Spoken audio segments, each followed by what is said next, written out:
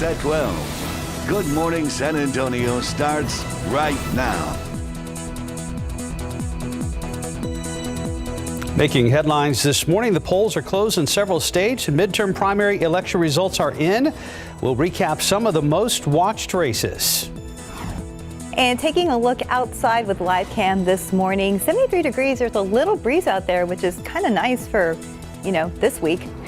Yeah, and the humidity is not super oppressive this morning, which is a nice little break. Good morning, everybody. We've made it to Wednesday. It is May 18th. Thanks for joining us this morning. Yesterday got pretty hot, so a nice little break. We can deal with that. Yeah, 73 with the humidity. It would probably feel closer to 80 on almost any normal day.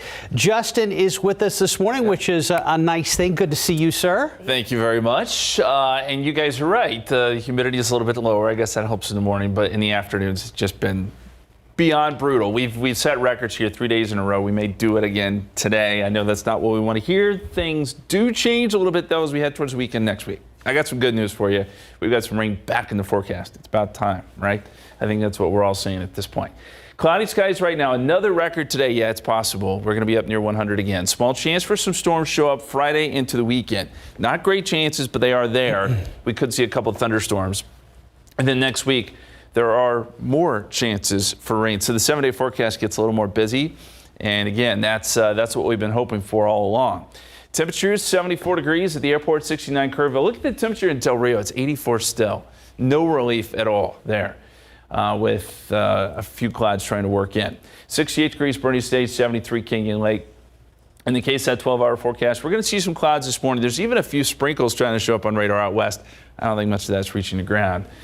So again, we'll see more sun as we head into the noon hour, 89 degrees. And then we should top out close to 98, 99 for a high later this afternoon. Southerly winds anywhere from 10 to 15 miles per hour. We're going to talk about those rain chances, when we could see them, what they'll look like. That's coming up here in just a few minutes, guys. Thank you, Justin. Now we go to an issue that San Antonio's police chief says is happening all too often. 15-year-old Ethan Soto was shot and killed less than a block away from where he lived. Now, family and friends are honoring his memory. Yesterday, people dressed in red and carried candles and red balloons. Soto was found dead on Alston Street. That's on the west side near Gilbert Garza Park off of Callahan Road. Yesterday, Soto's brother addressed gun violence in San Antonio and shared this message with the community. Of course, put the guns down. Put the guns down. He was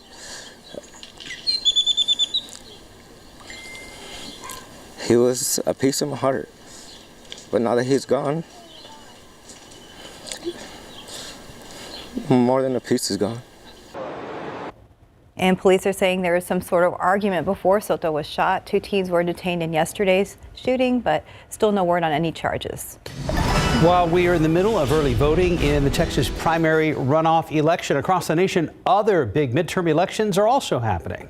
Former President Donald Trump has picked a big win and a big loss in a different state. ABC's M. Nguyen has the results.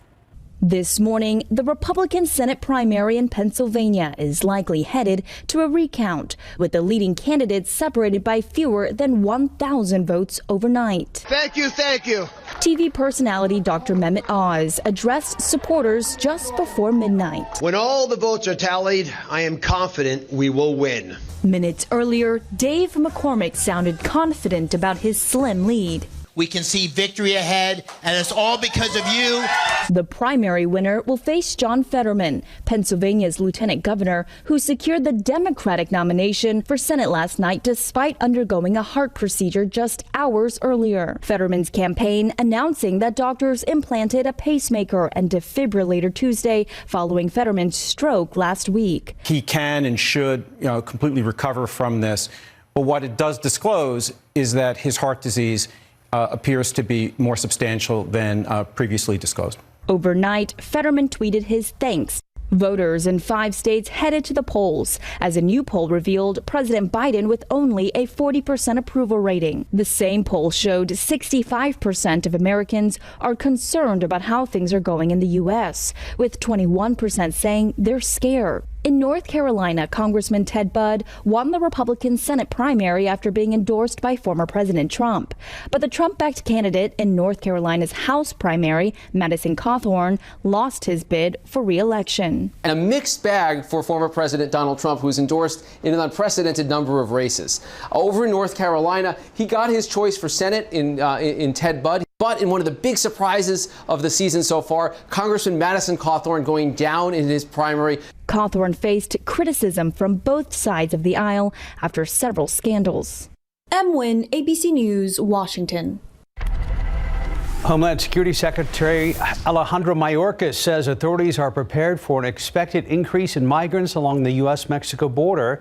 That's amid plans to lift a public health order that's been used to turn migrants away. Mayorkas spoke yesterday in a visit to South Texas, where he saw a new processing center for about 1,200 people. The department had transitioned personnel and equipment to the border and built temporary facilities to prepare for next week's end of pandemic-related limits on seeking asylum at the border. The NATO Secretary General says that Finland and Sweden have applied for membership amid concerns over Russia's war on Ukraine. The application must now be weighed by the 30 member countries. That process is expected to take about 2 weeks. However, the Turkish president has expressed reservations about Finland and Sweden joining. If talks go as well as expected, the two could become members within a few months. The process usually takes 8 to 12 months. However, NATO wants to move quickly, given the threat from Russia hanging over the Nordic countries.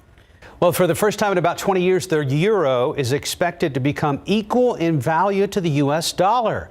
Experts predict the two will hit parity sometime this year, and hedge funds are betting on it. The euro has already slumped to a 5-year low amid market uncertainty and the war in Ukraine, inching closer to the dollar. At the same time, the dollar continues to be strengthened by interest rate hikes by the U.S. Federal Reserve. Right now, it is 4:36, about 73 degrees.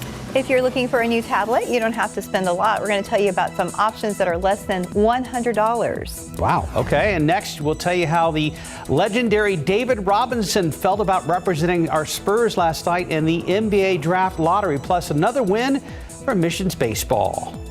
And a quick look at the roads with TransGuide this morning. Looking over at Loop 410 at McCullough, things are moving there at 4:37 a.m. And for you early bird commuters, this is the time of day to maybe crack the car windows, because later on it's going to be another broiler. You're watching GMSA. We're just getting started. Thanks for joining us. We'll be right back.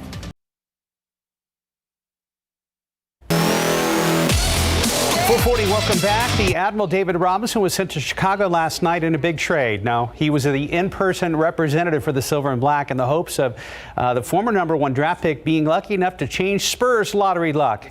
With 4.5% chance to land the #1 choice and over a 20% chance to be in the top 4, Spurs wound up with the #9 overall pick, right where forecasters had them finishing.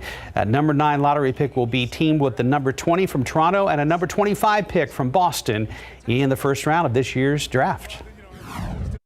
It is a little bit funny in that, it's everyone's kind of being nice to you but rooting against you, and so it's a little bit of an interesting atmosphere, and great to see all these guys that I used to play against, and it's a lot of drama. They do a good job of kind of making it exciting, and for a minute there you think you're going to get that #1 pick, but I'm actually pretty happy for us to have a top 10 pick. That's amazing.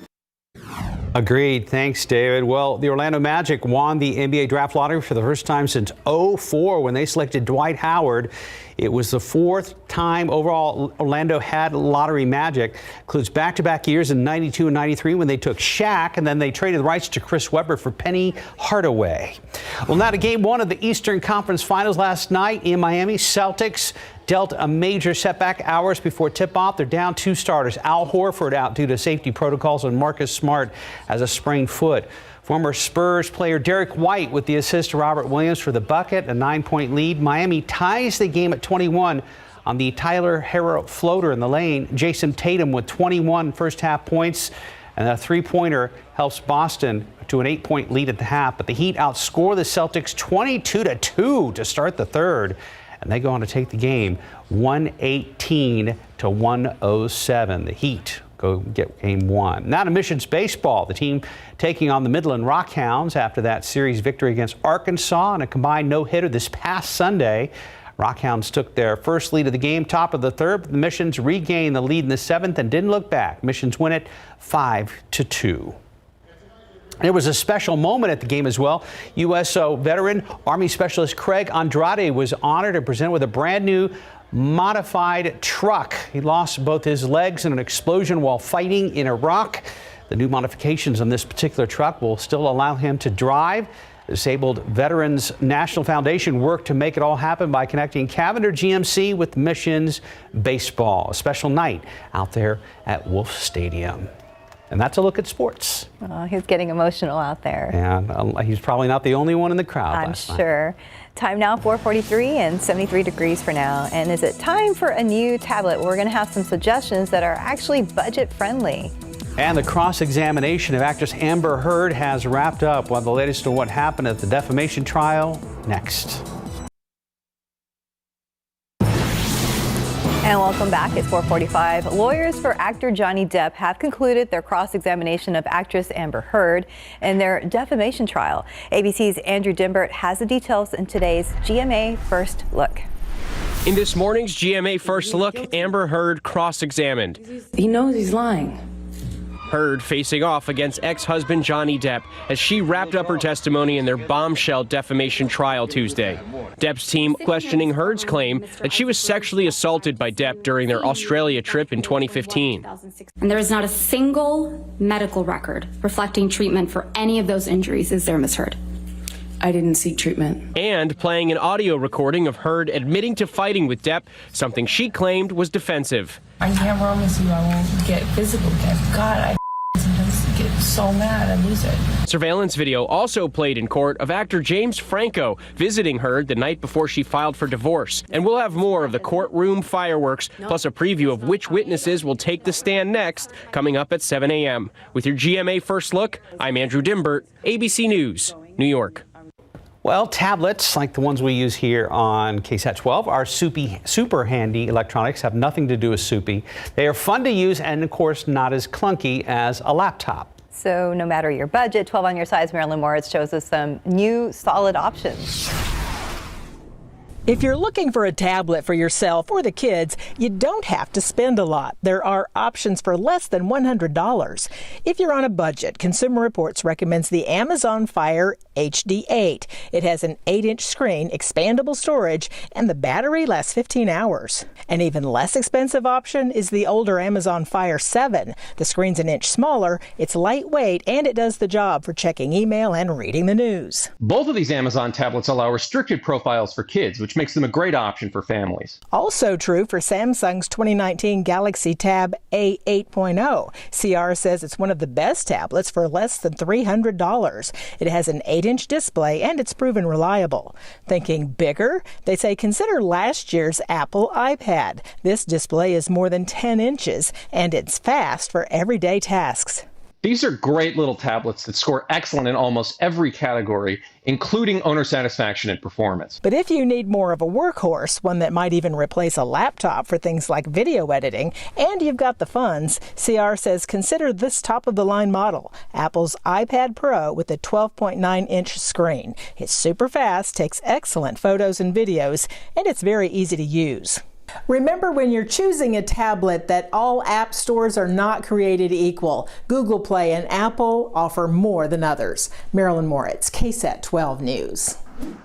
4:48. Let's check traffic right now, see how things are looking out there on the highways and byways of the Alamo City. We've got quite a few cars out there at Loop 410 at McCullough up there on the north side right now. No accidents showing up, but it's still pretty early. Stephen Cavazos will join us here at the top of the hour. Yeah, a little later. And, you know, yesterday it was hot, of course, but I guess it was less humidity, so that helped. So I was daring and I took, you know, I went for a run. But every time I went to the shade, Justin, it was like, okay, I can handle this. But then when I was not in the shade, I was like, oh my goodness, I'm going to die. So it was very hot. That sun is intense. Yeah. It is. And I feel like most of the viewers these days are like, just give me something I can work with. Give me something. And we do have a little bit of hope in the forecast, and that's what I'm excited about this morning. So far this month has been brutal. There's just no two ways around it. Look at all the records we've set. 3 days in a row now. We've had 4 days in a row, I should say. We've had record highs, and we may be going for a 5th day in a row today. It's entirely possible. We're forecasting temperatures meeting upper 90s. So we're 8.4 degrees above average for the month of May. Our highest day was 101 back on May 7th and May 8th. Our coolest temperature was 65 on May 6th. But we are staying well above average. And if we were to end May today, it would still be the hottest May on record. Could we set another record today? Sure. The record is 98. That was set back in 2018. We are forecasting 99, and that would be actually our 5th record high in a row. So pretty impressive. Our forecast temperatures today, we start off in the 70s. It's pretty nice out there right now because humidity is low, but by the afternoon, as Steph alluded to, we get into the upper 90s. And yes, the humidity comes down a little bit, but it's still brutally hot. 97 Seguin, 97 Forestville, 99 Pearsall, if not close to 100. So there will be likely some triple digits on the map today. Right now, we've got 74 degrees, mostly cloudy skies, south-southeasterly winds at about 10 miles per hour. Dew point is at 68, so it's up a little bit. 69 Kerrville, 73 Rock Springs. The number that jumps off the page here, Del Rio, sitting at 84. Just no cool down at all. But it's good to see some 60s in the hill country. It's 68 Bernie Stage, 70 right now in Bandera.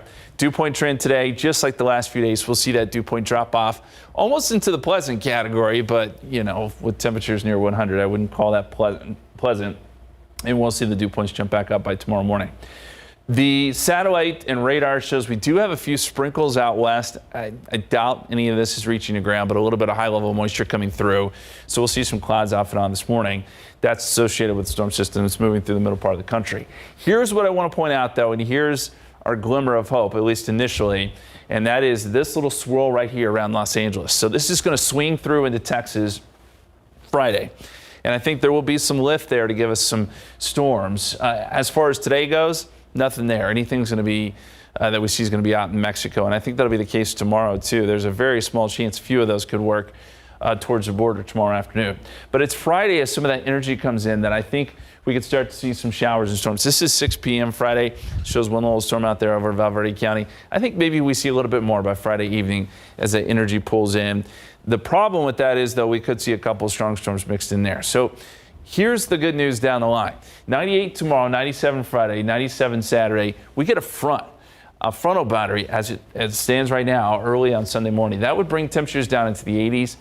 We also notice that rain chances start to show up almost every day. There are small rain chances, but chances nonetheless, and it becomes a little more active as we get into next week. So we're going to keep our fingers crossed here that things change, the pattern's trying to change a little bit, and there is some hope there.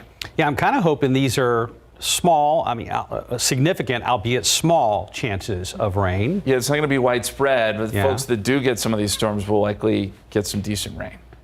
That'll be good. All right. Yep. Or even the 80s will be good. I'm loving that. Yeah.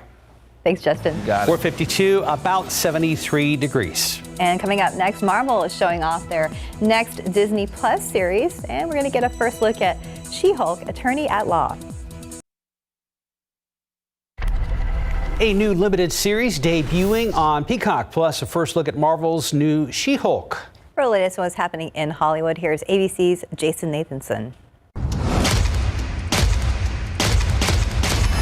Who is Angeline? That's what the new limited series Angeline aims to answer. In the 80s and 90s, her billboards covered Los Angeles, perhaps the first person in the modern era famous for just being famous. And it's a story star and executive producer Emmy Rossum tells me she was dying to tell for years. How could you be both so known in LA and yet so unknown? She's kind of done the impossible, which is, maintain the mystery and the enigma for decades. Angeline debuts on Peacock Thursday. The Yellowstone universe snagging a couple more big names for its upcoming second prequel series. Oscar winner Helen Mirren and Oscar nominee Harrison Ford. They'll star in 1932, which Paramount Plus says will explore how the Dutton clan navigates the effects of the Great Depression, historic drought, and the end of Prohibition. 1932 starts streaming in December. The age of biotechnology is upon us. It's our first look at She-Hulk, Attorney at Law. Disney Plus dropping the trailer for the upcoming Marvel series, starring Tatiana Maslany as Jennifer Walters, the cousin of Mark Ruffalo's Bruce Banner. She-Hulk, Attorney at Law, debuts August 17th. And happy birthday today to actress, writer, and producer Tina Fey. She's 52. While Country Music Hall of Famer George Strait is 70.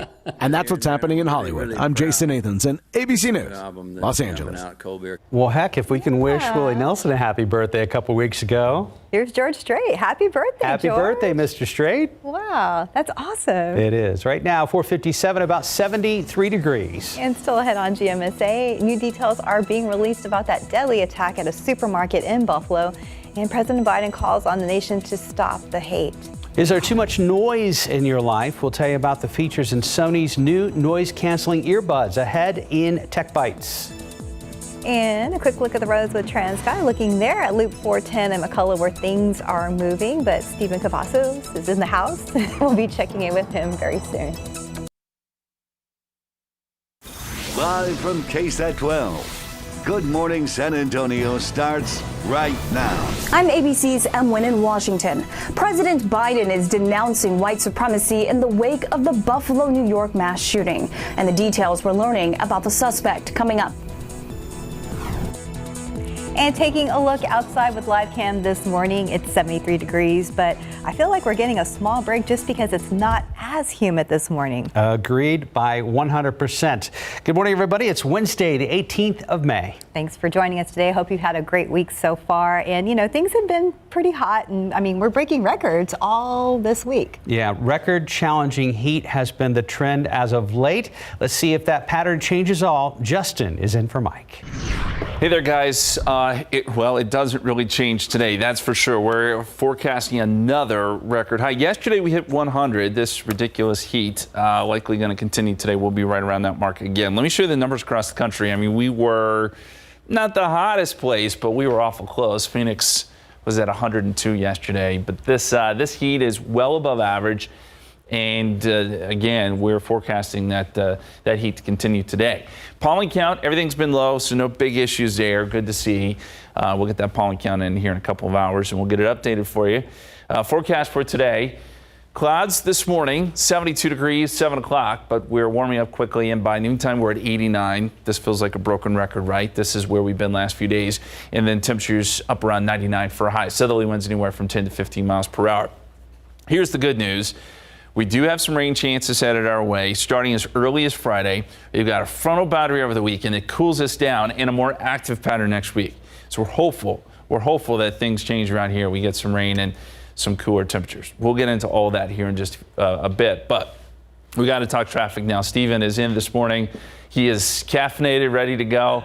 What's the latest on the roadways? Well, I'm all about the new hope in your forecast, Justin, so looking forward to that. Also, drivers have a lot to look forward to this morning if they plan on hitting the roadways. Let's go ahead and get a wide look at TransGuide, see how that morning commute is shaping up for this Wednesday morning. There's 410 at McCullough. You can see just some light traffic in the area. Checking out some of these TransGuide cameras as we put that on rotation there. 37 at Jones Avenue, off to a pretty quiet start. Again, 37 at Fair Avenue. Not really a lot to talk about, but I did hear Mark mention that there were a few more folks out on the roads, I should say, versus what we would normally see on a typical Wednesday morning. So just remember to stay alert and give your fellow drivers plenty of room there. Thankfully, no major slowdowns and no need to rush if your destination is the Alamo City, because we have those inbound times for you right now. The journey from Bernie and those eastbound lanes is a 24-minute drive time. We are looking at 27 minutes, so no need to hurry if you're coming in from Bulverde on 281 South. And right now, 26 minutes if you're heading southbound on I-35 and New Braunfels. One last drive around town. There's 281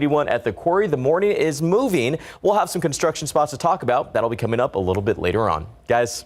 Thank you, Stephen. Now to late breaking news. San Antonio firefighters say no one was home, but flames moved in and destroyed a home on the west side. They are still making sure that fire doesn't flare up again, working in the 7400 block of Buckskin. That's near Highway 90 and Loop 410. Katrina Weber is there with a live report. Katrina, do they have any idea how it started if no one was home?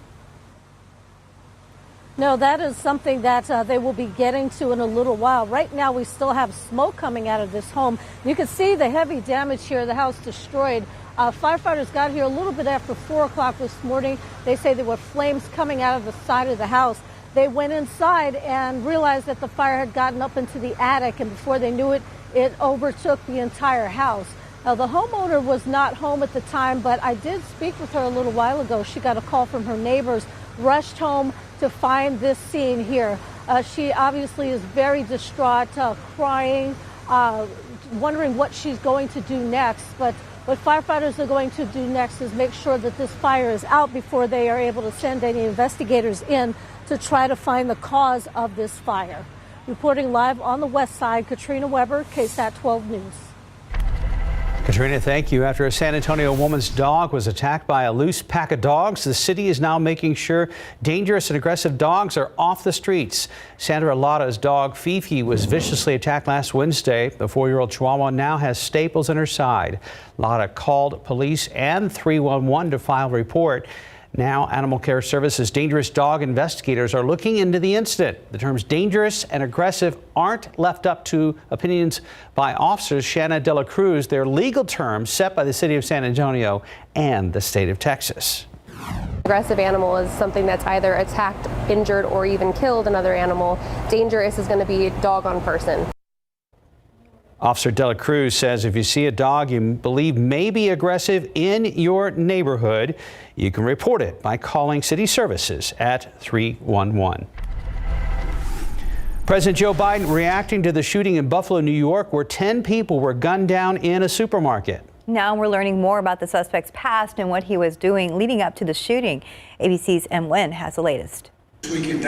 President Joe Biden calling on Americans to reject white supremacy in the wake of Saturday's massacre at a grocery store in Buffalo, New York, which authorities say was driven by racist hate. White supremacy is a poison. It's a poison running through it really is. Running through our body politic. And it's been allowed to fester and grow right in front of our eyes. No more. As the president and first lady visited the scene behind bars, the 18-year-old suspect, Peyton Gendron, charged with first-degree murder. New details emerging about the moments leading up to the attack at Tops Friendly Market that killed 10 people in the heart of a predominantly black community. About 30 minutes before the shooting, Gendron invited a small group of people to view a chat log on the platform Discord that he'd been using to plot the attack, according to a Discord spokesperson. And documents obtained by ABC News appears to show how Gendron planned his killing spree at least 2 months before, with plans to continue his rampage down the street. That document also appearing to show the suspect took part in animal abuse. And all of my hurting. Since Saturday, hundreds have gathered outside the grocery store to remember those killed, leaving trinkets and memorials behind. During his visit, President Biden reading aloud all names of victims. Catherine Massey, 72. And once again calling for assault weapons to be taken off the streets. In America, evil will not win, I promise you. Hate will not prevail, and white supremacy will not have the last word. The Department of Justice is investigating the shooting as a hate crime. The suspect, Peyton Gendron, is expected back in court tomorrow. M. Nguyen, ABC News, Washington.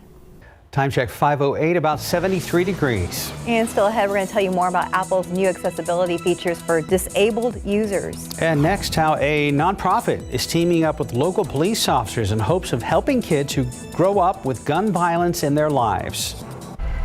And taking a look outside with live cam as far as the heat. We've been breaking records all week. We're going to check in with Justin to see what's going to happen today. We'll be right back. Welcome back, 511. A former San Antonio officer teaming up with a local nonprofit or nonprofits to help police in the community find peace and common ground. On Tuesday, they hosted a bowling event called Walk a Mile in My Shoes, where about 70 police officers got to square off with about 400 kids. What we're really trying to do is heal everybody, not just the police, not just the community, but everybody together.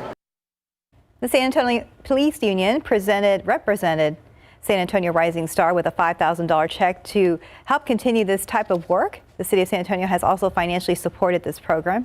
Kids say it really helps them see officers lending a hand. I guess they're okay. They're cool. They're nice. They want the best. I do understand a little bit better of what it means to be a cop. Troy Smith, coordinator, says he's pushing the city to support a 4-year pilot program to do more community building events like this. You can read more about this story on KSAT.com, and we hope you do. Time now, 5:12 and 73 degrees for now. Still ahead on GMSA, first look at the next generation of in-person payments that only need a quick smile or a wave of your hand. And Sony is showing off its new noise-canceling earbuds. They're huge, aren't they? Yeah, they are. Got a lot of things to do in this world. Got a lot of things to do in this world. Got a lot of things to do in this world. Got a lot of things to do in this world. I lost myself now. Got a lot of things to do in this world. I lost myself. When you're chugging through life, sometimes you just want to stop. So stop. Even if it's not a good time, there's never a good time. Let's do it anyway. Stop all the chugging in your world and start sipping with the people in it. Lipton. Stop chugging. Start sipping. Still tracing our family roots? Yeah. Just look for the Dust Bowl elbows. We have those? Oh, yeah. But Jergens Original Cherry Almond Lotion keeps away the elbow drought. Smell it. I love it. This one had a lot of husbands. And try Citrus Body Butter. Jergens. One shake and cats come running. No matches. So be careful what you shake. Run away! Temptations cat treats. All it takes is a shake. 5:16, Apple adding new accessibility features for disabled users. ABC's Rhiannon Alley has details in today's Tech Bites. In today's Tech Bites, Apple is previewing a series of features for its devices to help users with disabilities. Door detection will help the blind locate a door and will even detect the type of handle it has. There's live caption for the deaf and Apple Watch mirroring with voice control instead of tapping.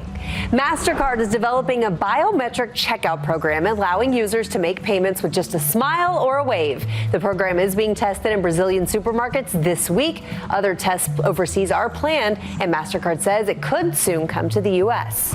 And Sony's new earbuds may be the lightest of their kind on the market. The active noise-canceling buds called LinkBud S weigh less than 5 grams each. They're also expected to have high-resolution audio and a longer battery life than their predecessor. Those are your Tech Bites. Have a great day. 5:17. Go ahead and check in with Stephen Cavazos. You know, I'm still all about the wires when it comes to headphones like our IFBs. I mean, I like knowing that it's going to stay in place. I was worried it's going to fall out of my ear. I understand. I'm there with you. Actually, someone gifted me some earbuds, and I still haven't opened the box. Well, we'll work through that. Yeah. Thankfully, drivers won't have to work through much traffic this early in the morning as we get a wide look at TransGuide 410. They're near Austin Highway. We're just seeing some light traffic and lots of pavement. So some good news for anyone that has to maybe head out the door and get on the roads in the next few moments. But as we are seeing some green on the screen, which is some good news, make sure that you plan ahead because we are seeing some barrier work. Now, we did mention this a little bit earlier this week. Keep in mind, this is current, but should be wrapping up on Friday, May 20th. This is near I-10 over on the east side of San Antonio. Drivers, that's when you can expect overnight, 8 in the evening to 5 in the morning, a single eastbound main lane closure from FM 2538 to FM 465. So it's about that time. Grab your camera phones. Camera phones. Does anyone say camera phones anymore? Grab your phones. Oh, yeah, I think that's old school. Grab your phones, open up your camera app, and scan this QR code. That's going to take you directly to the KSAT traffic page. And of course, that will have anything else that could be impacting your commute, such as closures that are taking place in your area. As Stephen always reminds us, scroll down on that page. Good reminder. Thank you. Yeah, I'll scroll down to the bottom of the page on your phone. Always some good information there, too. Yeah, thank you. You're out the door this morning. And what we can also tell you is, look, we don't want to pile on here, but there's more that we have to be concerned with other than just this heat. Saharan dust. You remember this? We talk about it every summer. It is making a comeback, or at least it's forecast to. We're tracking a cloud of dust that's coming across the Atlantic. And look, this happens every year, like we said. Most of the time, we don't really notice it all that much here. It's when those concentrations get a little thicker that we do start to notice it. I don't think this is going to be an overly thick cloud, but it is forecast to make it into the Gulf of Mexico by late in the weekend and then potentially into South Texas by Monday afternoon. This would be just sort of a thin haze, and we're going to get more bouts of this throughout the summer. So if it is something that bugs you, if you have asthma, that sort of thing, just a heads up. Monday is looking like our day for maybe a little bit of Saharan dust making it into South Texas. Time lapse this morning. A lot of cloud cover coming through. We've got mostly cloudy skies at the airport right now, and temperatures are awful warm. 74 degrees, southerly winds at 15 miles per hour. Dew point is at 68. And as we look around the area, 60s and 70s the norm, although Del Rio is still stuck at 82. 69 Kerrville, 69 Fredericksburg, 71 Rio Medina, 72 in Hondo. It's tolerable this morning. I mean, with dew points not in the 70s. And these dew points actually fall off a little bit more during the afternoon. Like yesterday, we'll see the dew points get into the low 60s, if not 50s. And so the humidity is not a huge problem, but the heat certainly is, and we'll be right back up near 100 again today. There are a few very light sprinkles showing up on the radar this morning, although I don't think much of this is reaching the ground. It's possible you could see a few sprinkles around Eagle Pass. Otherwise, this is just some high clouds that are working their way through ahead of a storm system that's making its way across the middle part of the country. What we're watching, this little swirl down here around Los Angeles, this is what I think could bring us some storms Friday. And if we do see some storms, there's the threat of severe weather, but at least there is some rain in the forecast, small chances. And then beyond that, the pattern does get a little more active. So let's walk you through the forecast here. Nothing today. Anything we see is probably going to be out in Mexico. Tomorrow, same story, although a few of those storms could try to cross over into some of our western counties. Eagle Pass, Carrizo Springs could see a storm tomorrow. Still dry here in San Antonio. But on Friday, as some of that energy comes in, this particular computer model is showing a few pop-up storms, and this will be Friday evening, Friday night, around 10 o'clock. We'll watch for that. Again, if we do see some storms, there is a threat that a few of them could be strong to severe. Beyond that, here's some more good news for you. We're watching our frontal boundaries. So this is Saturday going into Sunday. Saturday, we're still in the 90s. Sunday, we see those temperatures drop off behind this front, potentially into the 80s, which sounds incredible about right now. And then some 70s potentially across North Texas. So that's another potential weather maker that we can be positive about. And I think as we get into next week, it gets a little more active too. So that's something else to be excited about potentially. So here's how it looks in the 7-day forecast. Still hot today, tomorrow, Friday. There's that chance of storms late Friday night. We're going to keep some small chances in over the weekend too with that front. And then next week it looks more active with some rain chances kicking in potentially Monday and Tuesday. Look, it's not going to rain every day. It's not going to be a big drought buster here. These are those small afternoon pop-up chances, but at least it's something different. That's true. That's true. Yeah. I'd love a little rain Saturday. Be a nice break. I'm supposed to go fishing, and the fish tend to really bite when the weather changes. That'd be nice for you. Okay. Yeah. Right. It's still going to be kind of hot, but yeah, it is. This is the part where you intentionally fall in to cool off. Right. That's like, fair. oops. Yep. Yeah. 522, about 73 degrees. And coming up next in your morning spotlight, Harrison Ford and Helen Mirren are set to star in a Yellowstone prequel, and a new Black Mirror season is in the works. Here are your lottery numbers, folks. Pick 3 numbers, 4, 5, 7, Fireball 6. Daily 4 numbers, 4, 5, 8, 4, Fireball 6. And cash 5, 6, 18, 19, 26, 31. And your Mega Millions, 7, 21, 24, 41, 65, Mega Ball 24, Mega Plier 4. Good luck.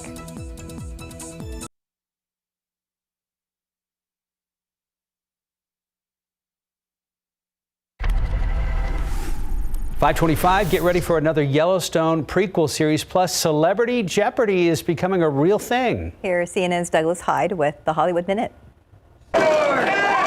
The Yellowstone prequel series 1932 will have some big names leading the cast. Harrison Ford and Helen Mirren are now set to star in the spinoff, which follows a new generation of the Dutton family through the trials and tribulations of the early 20th century. Well, Trebek, fancy seeing you here. It's been a while. Not long enough.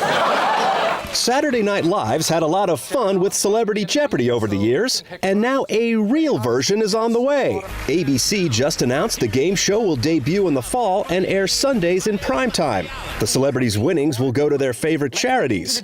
No official word yet on who will host, but one of Jeopardy's current hosts, Mayim Bialik, is being mentioned as a strong contender. Everywhere you look, people are hooked on the things. Great news for Black Mirror fans. A new season of Netflix's dystopian drama is in the works, according to Variety. No word yet on a premiere date, but casting is underway, and it's believed it'll have more episodes than season 5, which debuted way back in 2019. In Hollywood, I'm Douglas Hyde. Now 527, still 73 degrees. And still ahead on GMSA, a spending spree. We'll tell you how much money lawmakers in Washington are wanting to spend on 3 major funding issues. Plus, we'll tell you about the new over-the-counter COVID test just authorized by the FDA. And more about a man celebrating 50 years of eating McDonald's Big Macs. Making news this morning from the war in Ukraine to baby formula to small businesses. We'll tell you how much money lawmakers are wanting to spend this week. This West Side home has gone up in flames. Good morning, I'm Katrina Weber. It's also broken the heart of the woman who lived here. I'll tell you more about it. And taking a look outside with live cam this morning, we're starting at 73 degrees, but pretty mild compared to what we will face for later in the afternoon. Good morning. It's Wednesday, May 18th. Thanks for joining us today. Hope you've had a great week, and we welcome Justin Horn to the studio. Good morning. Hey, good morning. Hello. Yes, we're starting off fairly warm. Temperatures in the 70s this morning. We're going for another record today, if you can believe that. This would be the 5th day in a row, which is pretty mind-blowing to think that we've been setting all these records. But here we go again. And I know you're asking, well, when is this going to change? There are a few changes in the forecast. One being Friday, we start to see some small chances for storms, and that carries over into the weekend. And then next week, we've got more chances, cooler temperatures. There's a frontal boundary we contend with on Sunday, and that brings temperatures down. And then we get a little more active pattern next week. So there is some hope on the horizon. That's what we need right now after all these brutal temperatures. 72 New Braunfels, 73 Gonzales, 69 Kerrville, 72 right now in Hondo. 60s up there in the hill country, 70s for the most part here around San Antonio. And humidity levels won't be overly high today, so it'll be still a dry heat, but hot no matter how you slice it. 89 noontime, 92 by 1 p.m., and then we're up around 99 for a high today. Southerly winds 10 to 15 miles per hour. We walk you through those rain chances coming up.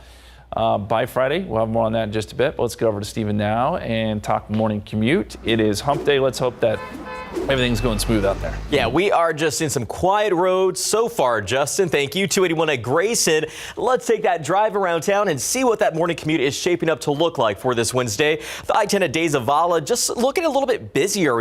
We talked about this earlier in the morning that we are seeing more folks out there, as evident right there at 410, 35, 410 at Austin Highway. Again, off to a somewhat busy start, but thankfully no major slowdowns just yet. Let's go ahead and take you right to the map because we are seeing, thankfully, lots of green on the screen. But we got to bring you in because we are seeing our first stall that's been picked up right here near the west side of San Antonio at Loop 410 northbound there at State Highway 151. Now, drivers, keep in mind, it's not causing any issues in these northbound lanes, but that driver could be off on the shoulder lane. So just make sure if you travel through that area to stay alert, move over or slow down anytime you see those emergency lights or flashing lights. Let's check out those travel times if your destination is the Alamo City because it is pretty green from Seguin on I-10 with a 30-minute drive time. If you are heading up on 87 northbound, traveling in from Livonia, it's 23 minutes for you. And for our friends down in Floresville, you can expect a 28-minute drive time if you're heading up 181 or 37 northbound. So good news there. And one last drive around town, 281 at the Quarry, 1604 at Valley Medina. Things are moving and we will continue to watch the roads closely. But as always, you do the same. Guys. Thank you, Stephen. Now updating late-breaking news. A West Side woman says she is heartbroken over the loss of her home. Fire tore through it this morning while she was away. Katrina Weber is live in the 7400 block of Buckskin, not far from Highway 90 and Loop 410. And Katrina, it seems like it had to be a fast-moving fire. Yeah, when you look at this house, it definitely seems that way. But firefighters say they're not exactly sure how long that fire had been burning before anyone noticed because there was no one here at the time. But look at the damage. The house here is in the 7400 block of Buckskin is destroyed. Firefighters are just making sure that the remnants of that fire are out. They are waiting for fire investigators to arrive here from another fire over on the south side. So once they get here and get a look around, they'll be able to determine exactly how this fire started. Now, just in the last few minutes, I found out some information. The woman who we spoke to, she was heartbroken, crying. She actually was an owner of this home, but according to firefighters, but she did not live here. They believe that there was a squatter type situation because they say when they got here, the door was wide open. And so they believe that there was someone living in the home, perhaps undetected or illegally. And so that could play into how this fire started, but they won't know until fire investigators get here and get a look around. Thankfully, no one hurt in this fire as far as we know. The woman who I spoke to did say something about missing some pets, but firefighters say they have not found any pets, dead or alive, anywhere around this property. Reporting live on the west side, Katrina Weber, KSAT 12 News. Thank you, Katrina. In Washington, federal lawmakers are on a spending spree this week. CNN's Amy Kiley has this look at 3 funding bills that they're considering. 3 high-profile spending bills are moving through Congress this week. They'd provide funding to help Ukraine, to address the baby formula shortage, and to support small businesses still recovering from the pandemic. The Senate is expected to pass a Ukraine aid package Thursday. Strong bipartisan support for this funding in the House and in the Senate, but also ensurance that we have effective oversight of our assistance to Ukraine. That bipartisan support might be harder to find for 2 other funding bills Congress is considering. Now, these same big spenders are proposing another $50 billion next week to bail out restaurants. Restaurants that have been primarily injured by overzealous Democrat governors and their edicts. Senate Majority Leader Chuck Schumer is fast-tracking a bill to help restaurants, bars, and other businesses still struggling due to the pandemic. It's unlikely to get the 60 votes needed to pass. Some Republicans support it, but Democratic Senator Joe Manchin says he probably won't. Over in the House, mothers across the country are looking to us for help, and we will not force them to face this crisis on their own. Democrats want $28 million to try to ease the baby formula shortage. Most of it would pay for more FDA workers to inspect production facilities. Republican Senator John Cornyn has said he thinks focusing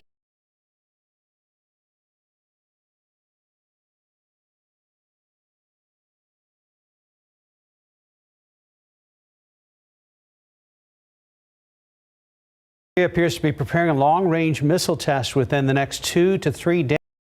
President Biden is scheduled to travel to Asia later this week. According to a U.S. intelligence official, the launch site under satellite observation is located near Pyongyang. President Biden is set to travel to South Korea tomorrow for meetings with the country's president before heading to Japan on Saturday. North Korea has already conducted a number of ballistic missile tests this year. Intelligence officials predict Pyongyang may also be preparing for its first underground nuclear test in nearly 5 years' time. And the U.S. Department of Justice has filed a lawsuit against casino mogul Steve Wynn. They are seeking a court order requiring him to register as a foreign agent of China. The complaint alleges that Wynn was working as an agent on behalf of China while residing in the U.S. The Justice Department says it previously sent Wynn letters informing him of his obligation to register as a foreign agent and now is seeking an injunction from the court requiring him to do so. The department says it's the first time in 3 decades that it has filed this kind of affirmative civil lawsuit. Wynn's attorneys have denied that he ever acted as an agent of the Chinese government. A half century of McDonald's. Wisconsin man's love of Big Macs earned him a place in the Guinness Book of World Records. And yesterday, Don Gorski celebrated 50 years of eating one nearly every single day. You guessed it, by eating one. Gorski had his first Big Mac May 17, 1972. Since then, he's been loving it mostly every day. Gorski says there have only been 8 days in 5 decades that he hasn't had a Big Mac. After he ate his 30,000th in 2018, Guinness recorded him as the first person to hold a Big Mac consumption record. Last December, he reached 32,672. Gorski credits his active lifestyle as a reason for his relatively good health, saying he burns a lot of calories. I would think so. Wow. He's practically, he's got to be considered a regular, right? Yeah, definitely. I'm sure he has the app and everything developed over the years. 5:38, about 73 degrees. And still ahead, details on a new line of coffee products inspired by the show Seinfeld. Up next, as COVID cases rise a little, we'll tell you about a first-of-its-kind test just authorized by the FDA. And taking a look outside with live cam after a couple of days of record-breaking heat, this nice 73 degrees for now, feeling great. We'll be right back. 5:41, as COVID cases are trending up in many states, the FDA has authorized a new first-of-its-kind over-the-counter COVID test. And as CNN's Mandy Gaither reports, the agency has also given the green light for boosters in kids 5 to 11. Across the U.S., new COVID-19 cases have more than doubled over the past month. The Northeast hit especially hard. More than 40% of people there live in a county with a high community level. That means universal indoor masking is recommended. We still have a lot to do with regard to vaccinations, with regard to boosters, with regard to making it very clear that we have antivirals that are available for people, particularly those who are at high risk. Testing, another weapon in the war on COVID-19. The FDA has now cleared a new over-the-counter test unlike any other. Using a nasal swab sample, it can test for COVID, flu, and RSV at the same time. Those samples are then sent back to the test maker for testing. Results are delivered through an online portal. The test can be purchased online or in a store without a prescription. Meanwhile, the American Academy of Pediatrics reports new COVID-19 cases among U.S. kids is up for the 5th week in a row. On Tuesday, the FDA gave emergency use authorization for a booster dose of the Pfizer COVID-19 vaccine for children 5 to 11, at least 5 months after their initial series of shots. The company says a third vaccine dose raised Omicron fighting antibodies by 36 times in this age group. For Health Minute, I'm Mandy Gaither. Time check 5:43, 73 degrees. And coming up next, we have a cute pet standing by, hoping to go home with you today. There's a big kitty. Julie's here from the Animal Defense League, and who is this baby? This big boy is named Don, and he's a 4-year-old tabby cat. He's a really, really sweet boy. But one of the things about Don is he has a health condition, cancer. And so, so he's under treatment with us right now. And one of the things we want the community to know is that ADL, Animal Defense League, we have a full hospital on campus, on the main campus. So we do really specialized surgeries and treatments, like the fact that this boy needs cancer treatment. Okay. So if you adopt him, still get all the cancer treatment going on. Yes, exactly. Yeah. And he's got some beautiful green eyes going on there, too. He does. He's real. He doesn't know he has cancer. He's very happy. Okay. And so we'll get him in good shape. Just wants to be lazy and lay on the couch like a lot of us. Yeah. So what you got going on? So we are very excited because the Ansira Auto Group is doing a huge initiative where they are doing Ansira Gives Back. Mm-hmm. And so they've picked nonprofits in 3 different categories. And the Animal Defense League has made it to the final 5 in the top category. So if people will go online to, I guess, Ansira Gives Back and vote for us, then we have the opportunity to win $100,000. Wow. Yeah, so we're really grateful to them for offering this opportunity to nonprofits.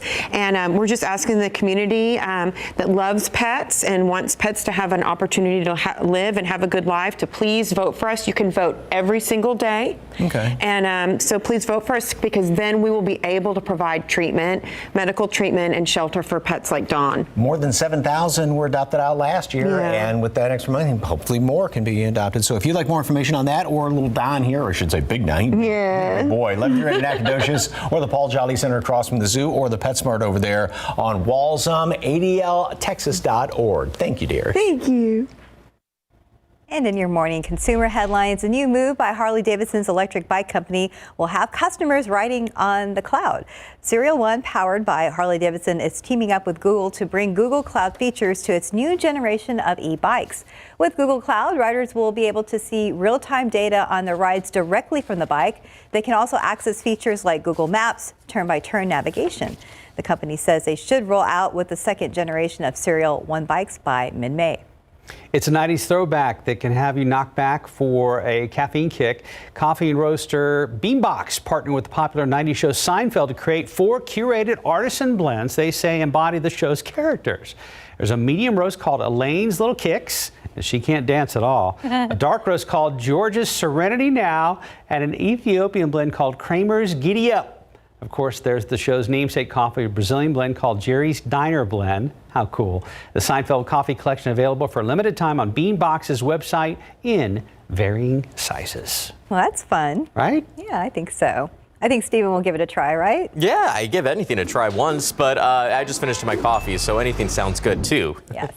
Well, if you are in line to go get your cup of coffee or planning on grabbing a cup of coffee right now, let's go ahead and see if you're going to find any delays, because thankfully things look quiet there at 281 at Grayson, I-10 at De Zavala. Again, not really spotting any issues, major issues, but there are still some things out there. Let's go ahead and take you right to the map, because we are seeing a lot of quiet roads there, but bringing it in, we have a new stall that we are adding to our list right there at Loop 410 southbound at US 90 on the west side of San Antonio. Again, not causing any issues, but stalls seem to be the trending issue. And actually, for the last few mornings, we've been seeing just stalls popping up this hour or so. Just remember to take it easy out on the roads. Check those vehicles as well. And of course, plan your commute, because here happening on Loop 1604 over on the north central side of San Antonio, we're going to be seeing some traffic signal work. Drivers, keep in mind that is current, but should be wrapping on Friday, May 20th. It's from 9 in the morning to 3 in the afternoon, so you can expect crews to get out there probably sometime before then.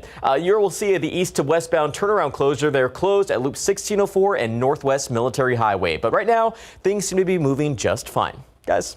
Thank you, Stephen. Very good. Another record-breaking day, I guess. Yeah, you know, I've kind of felt defeated this month. Like, you know, we're just resigned that summer has begun and nothing's going to change. We are going to get some changes. I've got good news. We've got some chances of rain headed our way this weekend and probably next week. Not great rain chances, but we are going to see a break in this weather pattern, which has been unrelenting. We've had 4 days in a row now of record-breaking heat. This is the month of May, by the way. All these red colors represent every day we've been above average, and as you might imagine, it has been every day this month. Today is going to be no exception. We're expecting those temperatures to be right back into record territory today, and we've been 8.4 degrees above average for the month of May, which if it ended today, it would still be the warmest May we've seen on record. Today, we're forecasting 98 or 99. The record is 98. That was set back in 2018. So we are forecasting to break another record today, which would be the 5th record high in a row. Okay, as far as temperatures go for the rest of the area, same story. Upper 90s, close to 100. 99 Pearsall, 97 Hondo, 96 in Bandiar.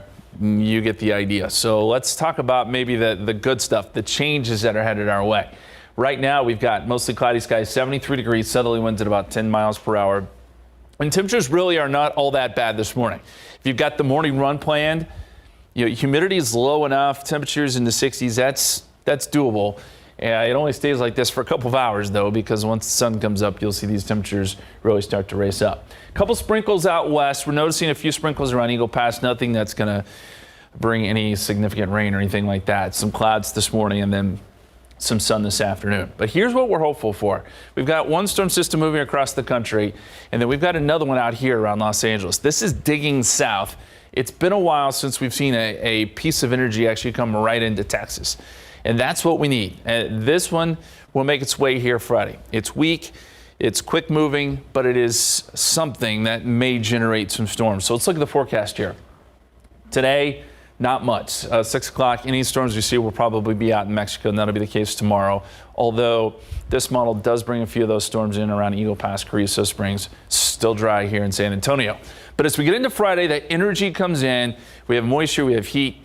And so by Friday evening, this is 10 o'clock, we're starting to see some isolated storms, about a 20% chance. And if we do see some storms, there's a chance they could be strong to severe. So that's the flip side to things.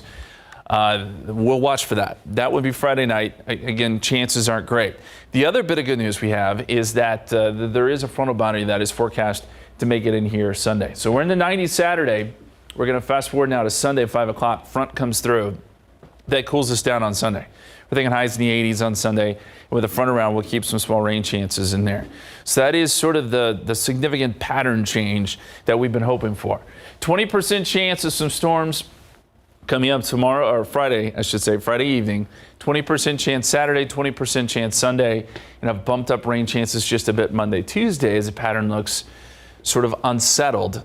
So this is encouraging to see rain chances there in the 7-day forecast. Granted, they're not great, but better than nothing. Yes, back half of May looks a little bit more normal. Let's hope. Merciful. Yes, yeah. that's probably. We got to bring those averages down. Yeah. Yeah.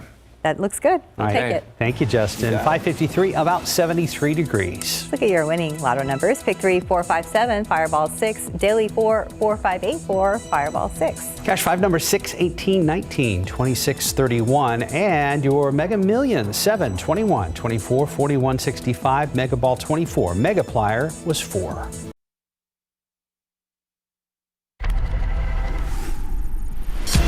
Good morning. Coming up here on GMA, we're breaking down that high-stakes primary in 5 states, including Pennsylvania's Republican Senate primary with Dr. Oz. And this morning, President Biden visiting the scene of the supermarket shooting, condemning the ideology that led to the attack, as we are learning new details about the gunman and his alleged online post. That and so much more coming up right here on GMA.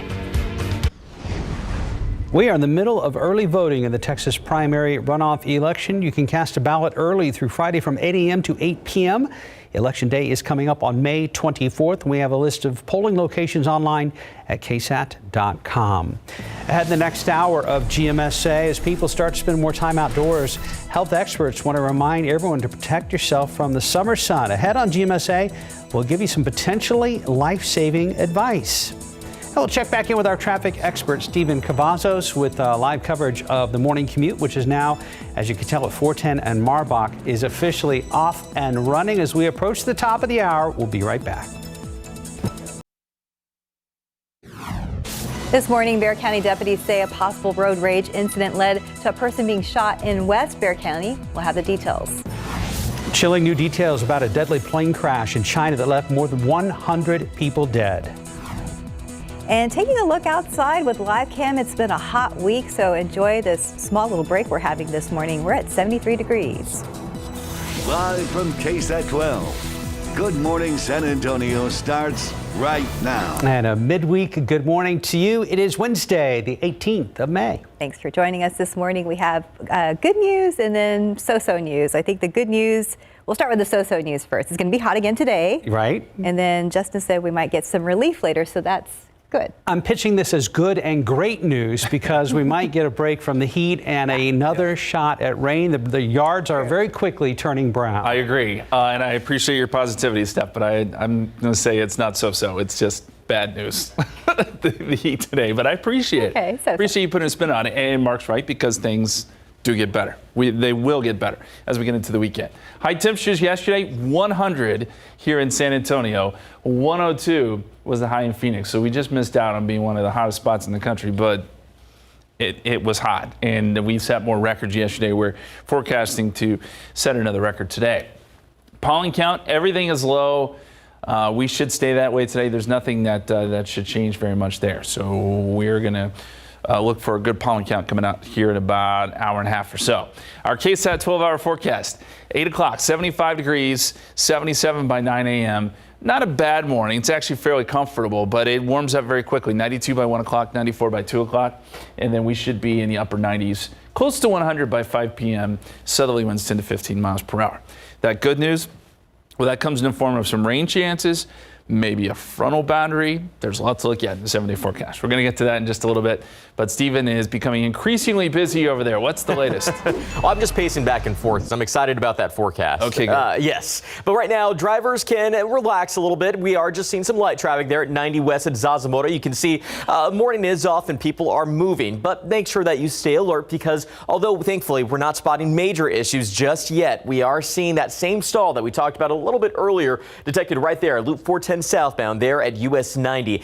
Keep in mind those southbound lanes are still in the clear. That driver could be off in the shoulder lane, but make sure that you stay alert and plan ahead. And make sure also, anytime you see those flashing lights, good reminder, move over or slow down. Let's take a look at those travel times if your destination is the Alamo City, because right now we are seeing a pretty quiet commute so far. 28 minutes, pleasant drive from Pleasanton on I-37 northbound. Highway 90, we're looking at a 19-minute drive time in those eastbound lanes, and little time from Lytle. Your arrival there should be about 17 minutes, so nothing too bad just yet, but we know as the morning is moving, problems could possibly start to pop up a little bit later on. We'll keep you updated and have more right here on GMSA. Guys.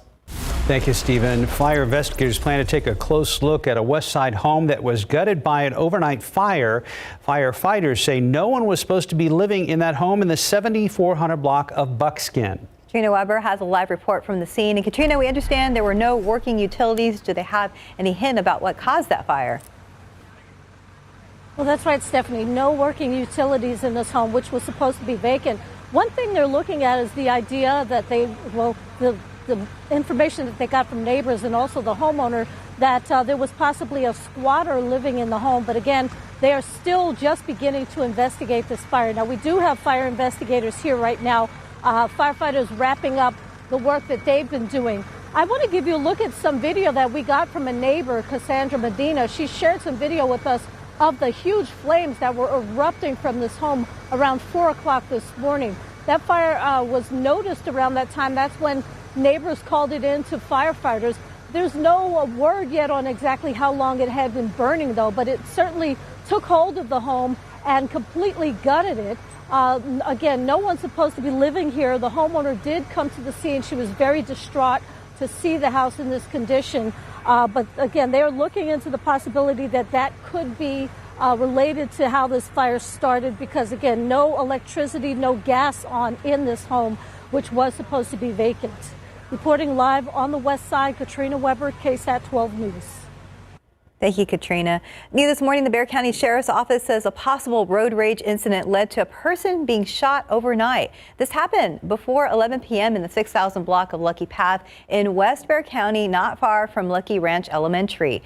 Now, Bexar County sheriffs say that the incident started at the intersection of Lucky River and Lucky Falls when a man on a motorcycle shot the victim several times. The victim was able to drive home and call for help and was later taken to the hospital. Investigators say the suspect is still on the run.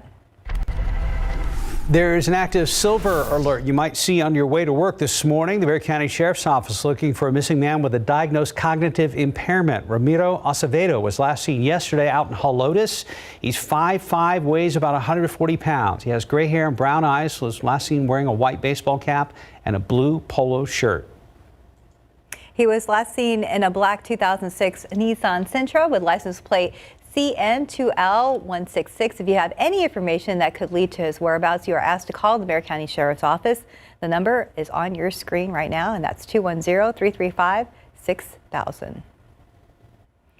And to an issue that the San Antonio police chief says is happening all too often. 15-year-old Ethan Soto was shot and killed less than a block from where he lived. Family and friends are now honoring his memory. Yesterday, people dressed in red and carried candles and red balloons. Soto was found dead on Alston Street. That's on the west side near Gilbert Garza Park off of Callahan Road. Soto's brother addressed gun violence in San Antonio and shared this message with the community. Of course, put the guns down. Put the guns down. He was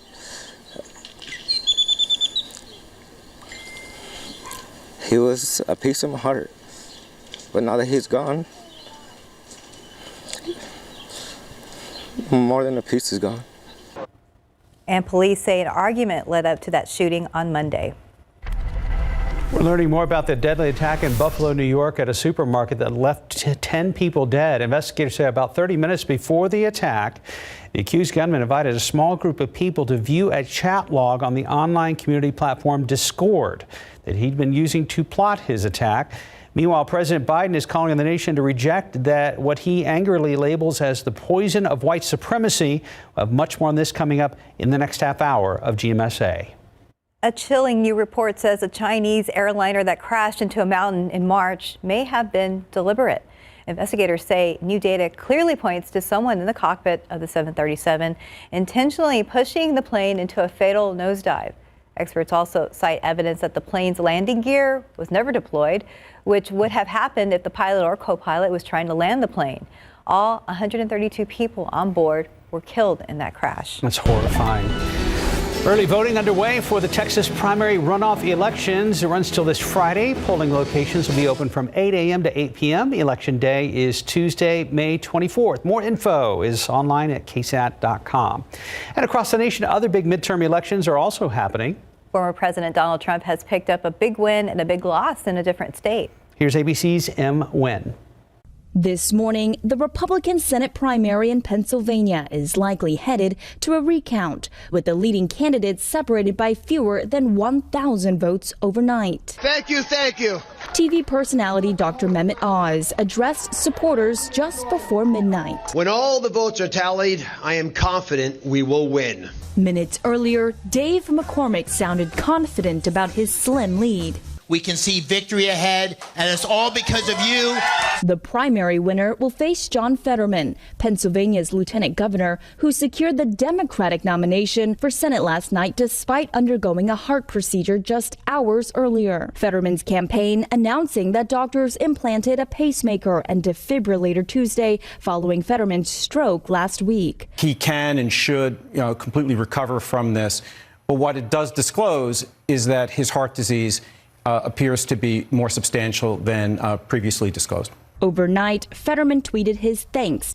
Voters in 5 states headed to the polls as a new poll revealed President Biden with only a 40% approval rating. The same poll showed 65% of Americans are concerned about how things are going in the U.S., with 21% saying they're scared. In North Carolina, Congressman Ted Budd won the Republican Senate primary after being endorsed by former President Trump.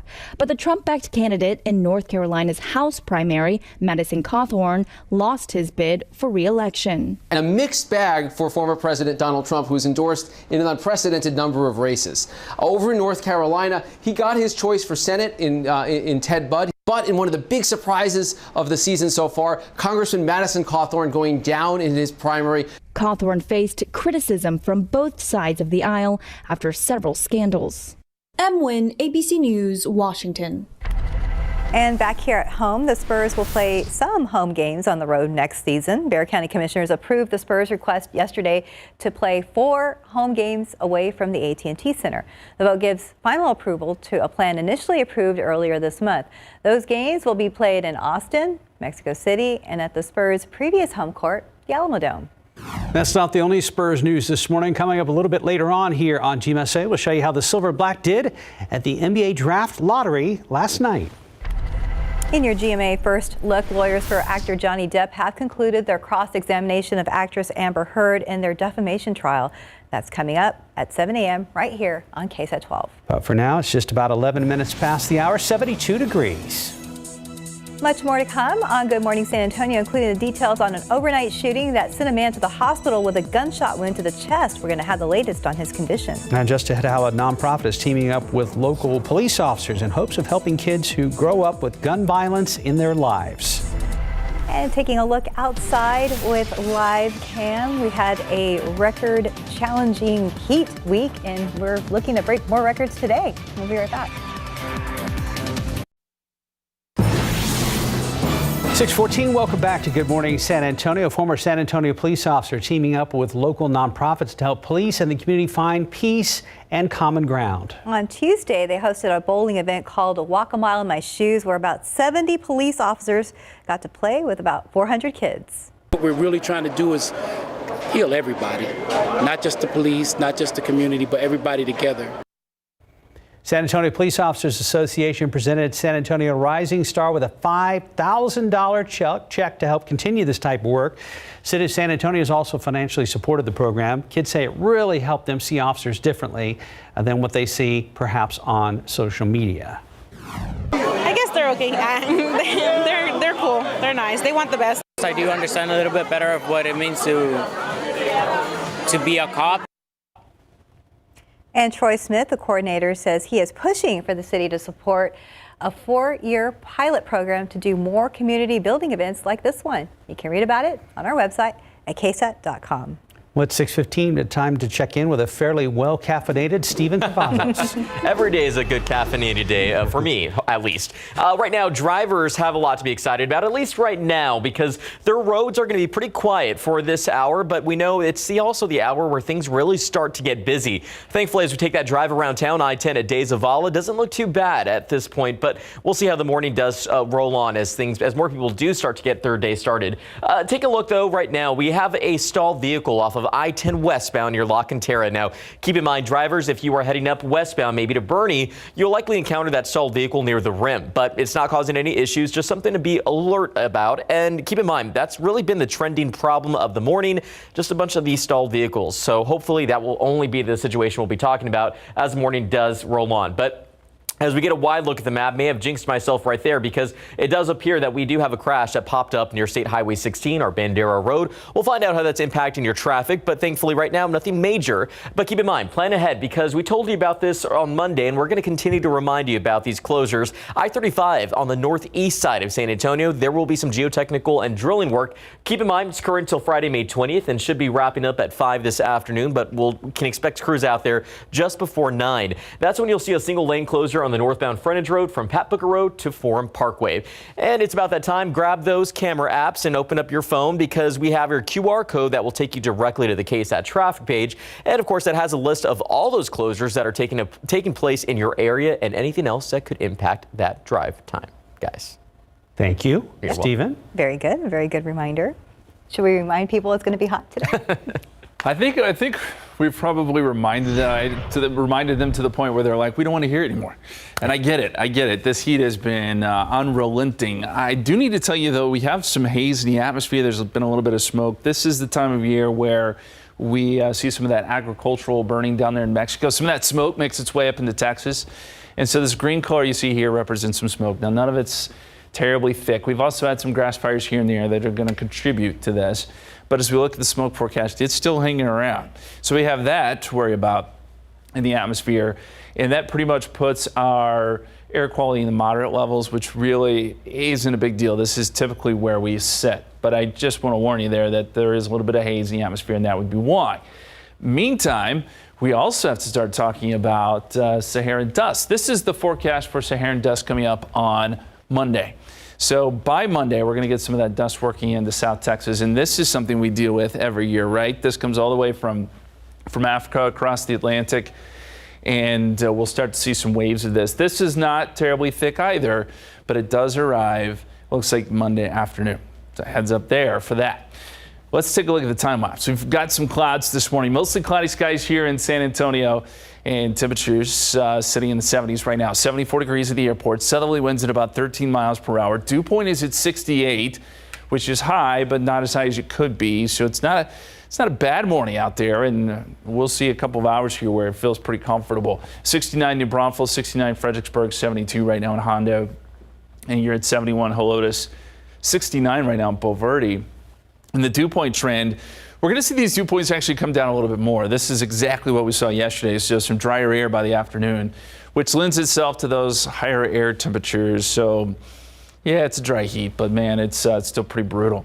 As we look at the satellite picture, we've got some clouds coming through, even a few light returns. This is likely not reaching the ground, just a couple sprinkles out there. But don't be surprised if you're west of San Antonio, see a couple sprinkles on your windshield. It's possible. It's just not going to be anything that is going to make much of a difference. Now, as we go down the line, things do change some. Today, not so much. Any storms we see are going to stay out in Mexico. Same story tomorrow, probably, other than we could see a few of those storms get a little closer to places like Eagle Pass del Rio, maybe down towards Laredo. Still dry here in San Antonio. Friday is a little different. We get some energy in here coming in from the west, and with some unstable conditions, with a lot of heat and a little bit of humidity, we could get some storms going Friday evening. This is around 10 o'clock. It'll be isolated. Certainly not everyone's going to get rain, but if we do see storms that pop up, there's a threat that they could become strong to severe. So it is something to watch. And that's kind of our first shot at rain. As we get into Saturday, still hot, temperatures in the mid-90s, but we get a frontal boundary that slides through. It looks like Sunday morning. Still some questions on the timing there, but with a front around, we'll have some more chances of rain. And probably the best part of all this, some cooler air works in. We may only see highs in the 80s on Sunday. Boy, what a change that would be. Sounds fantastic. So 98 tomorrow, 97 Friday with that chance of rain late, 97 on Saturday. There's a 20% chance of rain, otherwise partly cloudy. And then cooler on Sunday, 87. And 80s next week with more chances of rain. Right now, 30% chance Monday and Tuesday. So things are looking up, but we've got to get through the next couple days. And this is not, these rain chances coming up are not widespread, drought busting rains, but it is something different.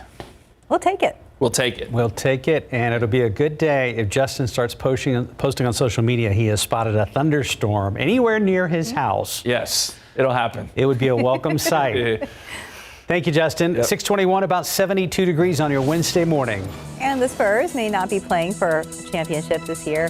However, their future still looks bright. Still ahead, we're going to show you how the Silver and Black did in last night's NBA draft lottery. I started screening for colon cancer because of my late husband, Jay. I wish he could have seen our daughter Ellie get married on the best day of her life. But colon cancer took him from us, like it's taken so many others. That's why I've made it my mission to talk about getting screened and ask people to share their reasons why. I screen for my growing family. Being with them means everything to me. I screen for my girls. They're always surprising me. I screen for my son. I'm his biggest fan.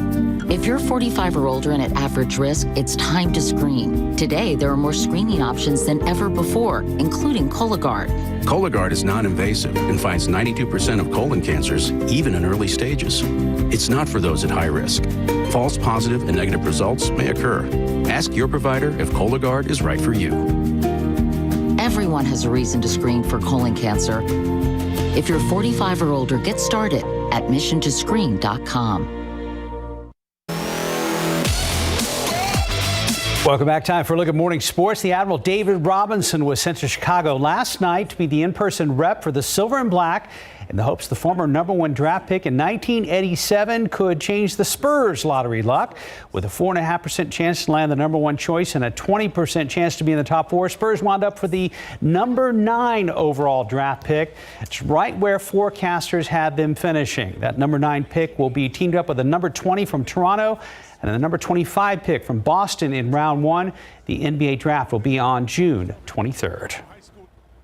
Meanwhile, in the NBA Eastern Conference Finals, tipping off last night, starting with the East, visiting Boston Celtics taking on the Heat in Miami, best-of-7 series for the right to go to the finals.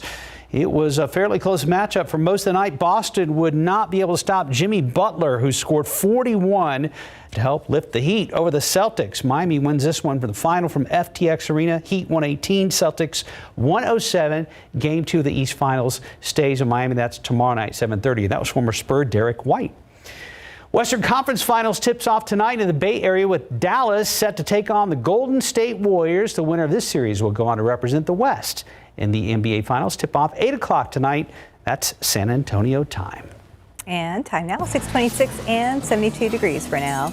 Much more to come on GMSA at 6:30. We're going to tell you why skincare may be more important than you think. And we're staying on top of an overnight fire that tore through a home on the city's west side. We'll tell you if anyone was hurt. I'm ABC's M. Wynn in Washington. President Biden is denouncing white supremacy in the wake of the Buffalo, New York mass shooting. And the details we're learning about the suspect coming up.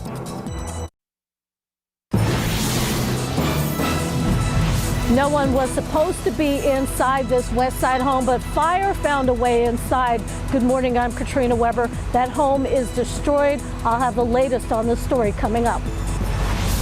And one man is fighting for his life this morning after he was shot in the chest on the city's northwest side. Details ahead. Outside with live cam, the sun is coming up. It's actually been a fairly pleasant morning to start out your Wednesday. Are you ready for maybe some cooler afternoon temperatures and a chance at rain? Not yet. Not yet. Justin's going to explain coming up. Good morning, everybody. The timeline is coming up. It is Wednesday, the 18th of May. I just want to make sure I'm very precise about that. Yes, the week is flying by, and we're happy about that because we've had a really, really hot week, and we're already looking forward to any kind of relief. We are. Mother Nature owes me because my electric bill has been out of control. Oh, she owes all of us. Yes. Some back pay or something because we need these temperatures to come down. We need some cooler temperatures, and there are some in the forecast. We can finally say that there is some hope on the horizon here. Here's what you need to know as we look outside for you. Mostly cloudy skies. Temperatures, we could see another record today. Today is going to fall in line with what we've seen the last few days. We've set records now 4 days in a row. We can do it again today, sure. But as we get into Friday and the weekend, there's a small chance for storms, and that kind of starts the changes here. And by the weekend, we could see a frontal boundary, and then next week, it looks like we could have some more chances for rain as the pattern becomes a little more unstable. Nothing that jumps off the page, nothing that says we're going to end the drought. but at least it's a little bit of a pattern change and gives us something different and maybe not this extreme heat. 70 in Austin, 69 New Braunfels, 71 Pleasanton, 73 right now in Cotulla. We're sitting at 74 at the airport. Some places in the hill country in the 60s this morning. It's not a bad start to your Wednesday. Your KSAT 12-hour forecast by 8 o'clock, we're at 75, 81 by 10 o'clock. Noontime 89. We'll call it mostly sunny this afternoon. And then by 5 o'clock, there it is, 99 degrees, right about where we were yesterday, with some gusty winds out of the south, 10 to 15 miles per hour. We'll talk more about the weekend, some of those changes and those rain chances coming up in just a bit.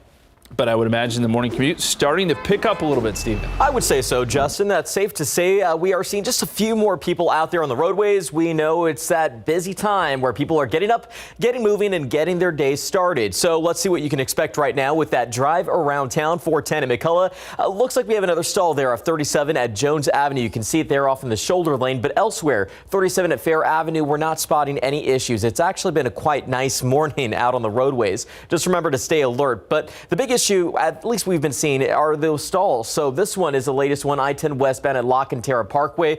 We actually have another one that we're adding to our list. I noticed it off of 35 at Space Center. Forgot to include that slide in there, but that seems to be the trending issue again, at least for this hour. As we get a wide look at the map, thankfully no slowdowns just yet, but by the next time we talk to you, we'll likely start to see that. If you are traveling into San Antonio from any of these neighboring communities, you're in luck. Almost green across the board. The usual slowdown for our friends up in Bulverde, 28 minutes in those southbound lanes of 281, but that is due to that construction that we see out there. So just remember to pack that patience. Elsewhere around town, looks like the morning is off, so we'll see how things shape up as things do roll on. Guys. Thank you, Stephen. A fire that destroyed a West Side home overnight is getting the attention of fire investigators. They're trying to figure out what caused those flames inside a home that was supposed to be vacant. Katrina Weber is live in the 7400 block of Buckskin, not far from 410 and Highway 90. Katrina, you mentioned earlier the owner of the home was worried about some pets. Any sign of those animals? The firefighters say they found no animals anywhere on this property, so they have given up the search for those animals, not inside or outside the home. The search that is going on right now, though, has to do with finding the cause of this fire. We have fire investigators walking around, taking pictures and trying to find evidence to help them determine what caused this fire. I want to give you a look at some video that a neighbor shared with us. Cassandra Medina shot video of the huge flames that were coming out of the home when firefighters arrived here around 4 o'clock this morning. They have no idea how long the fire may have been burning before they got the call from neighbors who spotted it. But it did move very quickly through the home, got up into the attic, and destroyed at least half of the house. But they say that they're going to write this off because no one can live in the rooms that were spared from the fire. Now, again, they say that this house should have been vacant. No one technically lived here, but they say that neighbors and even the owner told them that there were people in and out of this home.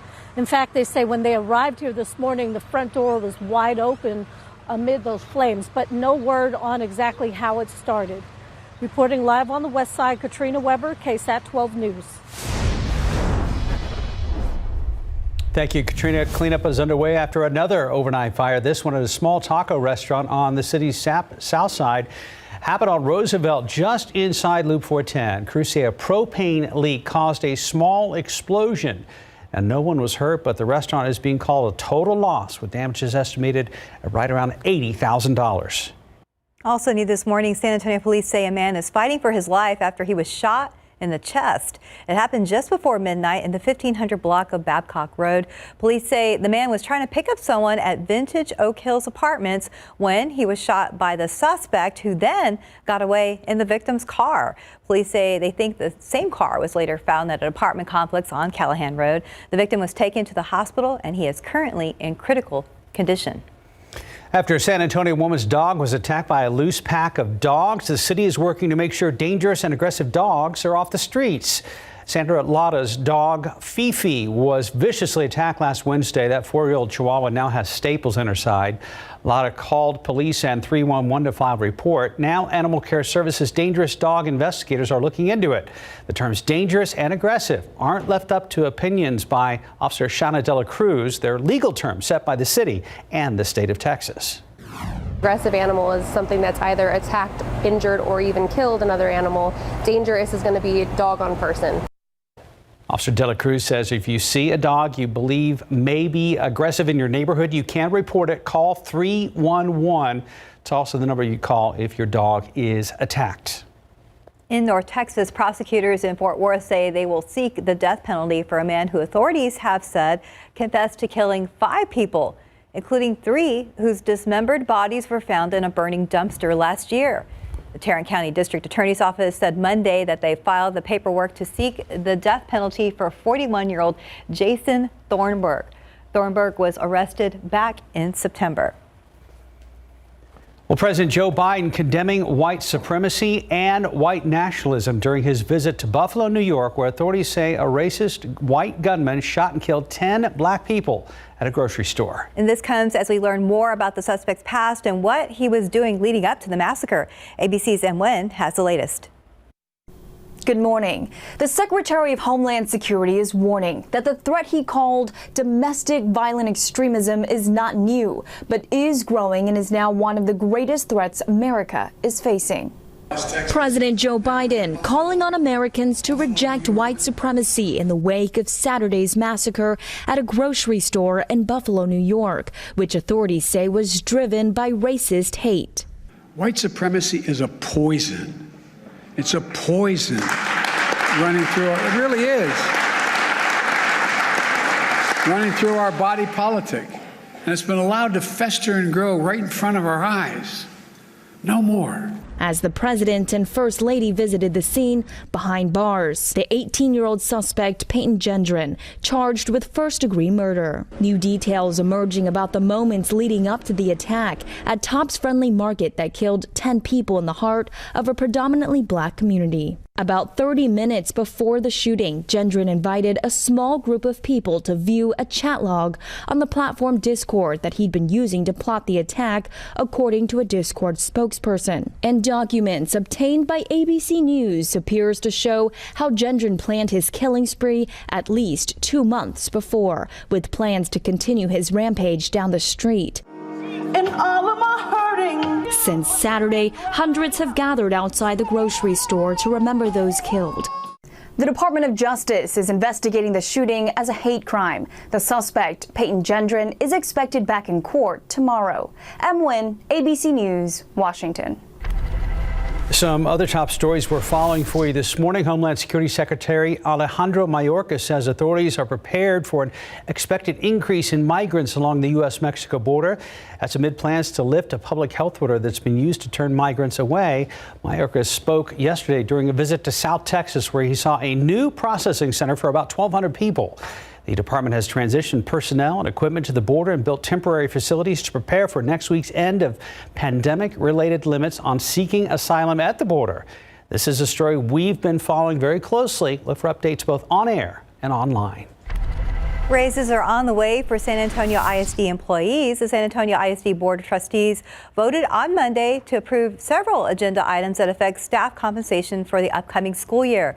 The trustees approved a general pay increase greater than the staff recommendation, an increase to part-time rates, and a revised substitute pay rate.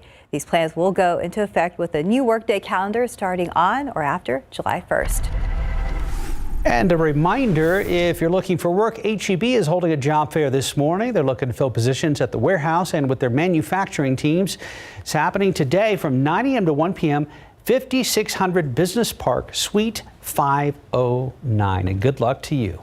Time now, 6:40 and 72 degrees for now. Coming up on GMSA, as we start to spend more time outdoors, health experts want to remind everyone to protect yourself from the summer sun. Ahead on GMSA, we'll give you some potentially life-saving advice. 6:44. May is Skin Cancer Awareness Month, and dermatologists are working to bring awareness about this deadly disease. In fact, more than 1 million people are living with melanoma. Doctors say it's the deadliest form of skin cancer, and the longer it takes to diagnose it, the harder it is to stop. That's why it's crucial to know the facts about melanoma. As Ursula Perry reports, that knowledge could just end up saving your life. Is this mole melanoma? How about this one? Or this one? Actually, all of these moles are melanoma. Which ones are cancerous could save your life. It is one of the most aggressive cancers on the planet. Nearly 100,000 people will be diagnosed with melanoma this year. What you don't know about it puts you at risk for it. First question, does melanoma mainly affect older people? My daughter, when she was 25, was diagnosed with melanoma. While the average age of diagnosis is 65, melanoma is also the second most commonly diagnosed cancer for people aged 15 to 29. But does the color of your skin also matter? Studies show fair-skinned people have a higher risk of developing it, but anyone can get it. Melanoma does not discriminate, but does it only occur on your skin? The doctor that saw me that day noticed a bubble in my left eye. Melanoma can develop anywhere on the body: eyes, scalp, nails, feet, and areas with mucous membranes like your sinuses. Your best line of defense? Lather up with sunscreen with an SPF of 30 or more every single day, even on the cloudy days. Here's some new information. Experiencing 5 blistering sunburns between the ages of 15 and 20 will increase your chance of melanoma by 80%. And that is especially true for younger women who are blonde or redhead. It's very important that every month you take a look at your body in the mirror, find any moles, and if you see something weird growing, call your skin specialist. Ursula Perry, KSAT 12 News.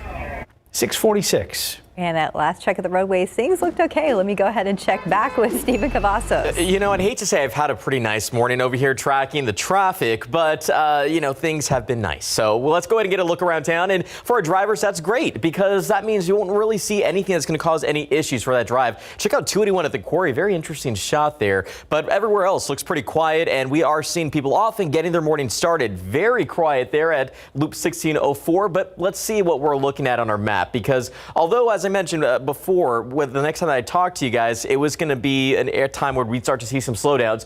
We are seeing one right here on 151, and that's not too bad, but we usually see that around this time, just the normal congestion. Does look like a crash may have popped up there near the southeast side, but doesn't appear to be impacting anyone on the highways. So thankfully, you're in luck there if you have to head out the door in the next few moments. Nothing to report just yet, but we'll take one last drive around town. 410 at McCullough, 37 at Jones Avenue. We still have that stall out there. We'll continue to watch the roads closely, but a man that's been keeping an eye on the forecast, Justin Horn. Thank you, sir. And another record today. It's possible. The record high is 98. We've been setting records for the last 4 days. Record's 98 set back in 2018. We're forecasting 99, so it is entirely possible we keep this stretch going. What a May it has been. Let's look at the forecast temperatures today. We're thinking 70s this morning. Yes, not so bad, but by this afternoon, 99 as we said, but a lot of triple digits too down to the south and west of San Antonio. So it'll be another one of those days. We do have some hope though in the extended forecast. Things I think will get a little bit better as we head towards weekend and certainly by next week. Right now 72 degrees. We do have some clouds out by the airport. Just walked outside here, not a lot of cloud cover, so it's going to be variable this morning. And I think by the afternoon, you're going to see plenty of sun. Southeasterly winds at about 15 miles per hour. 69 right now in Kerrville, 71 as you get out towards Uvalde, and 75 down in Stinson. So as I said, not a bad morning, but once we get some of that heating, things will really jump up. Those temperatures will for sure. Dew point trend. Dew points do come down this afternoon, so it's a dry heat, but we're trading it off, right? Because those air temperatures are going to be awful warm. The satellite picture and radar does show a few very light returns just to the west of San Antonio. Probably nothing more than a few sprinkles, but we will watch this. This is not going to be significant. It shouldn't last much longer, but it is on the radar for now, and we're going to see some of those clouds moving through over the next couple of hours. The bigger picture here, and this is water vapor, and what water vapor does for us is it shows us the circulations in the atmosphere. And this can a lot of times give us a good idea of what may be headed our way as far as low pressure systems are concerned. And we're noticing a little swirl out here around California. The computer models want to bring this into Texas as we get into Friday. Now, it's not a big system, it's not a huge, powerful system, but it could be enough to spark off some showers and storms as we get into Friday afternoon, and that will be a welcome sight. Other than if we do get some storms, they could be strong to severe. So let's look at the forecast here. Today, not much. This is 6 o'clock. Maybe some storms out there in Mexico. Tomorrow, same story, and a few of those could get a little bit closer to places like Eagle Pass, maybe Laredo. Still dry here in San Antonio. But it's as we get into Friday, as some of that energy comes in from the west, that we noticed this model popping up a few isolated storms. Won't be widespread, but if we can get some of those storms going, there is the threat for some gusty winds and hail perhaps.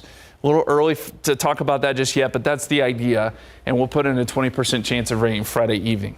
As far as the weekend goes, still warm on Saturday. This is Saturday at 5 o'clock, 90s, upper 90s, but we get a frontal boundary that should slide through Sunday morning, and that will cool us down on Sunday. Could also bring some rain chances, or at least leave some rain chances in the forecast. So here's how it looks in the 7-day. Still hot next few days, 99 today, 98 Thursday, 97 Friday, but we start to cool us down just a little bit with that front on Sunday, and next week does look a little more unsettled. Maybe we can get some showers and storms in here. Little rain chances across the board, but 20 to 30% chance at this point. We'll take it. We've craved stability, but I think we're okay with this instability Yes. we're talking about. 100% okay. Been waiting for that one. Yes. Thank you, Justin. Any change is good at this point. Thanks. 6:50, about 72 degrees on your Wednesday. And parents worry about their kids' screen time use, but should they worry more about their own? Tomorrow on GMSA, why choosing to look at your phone instead of your children could have lasting effects. Back outside with live cam. If you're headed out the door in the next 10 minutes, we'll get another snapshot of how the morning commute is going so far with Stephen Cavazos.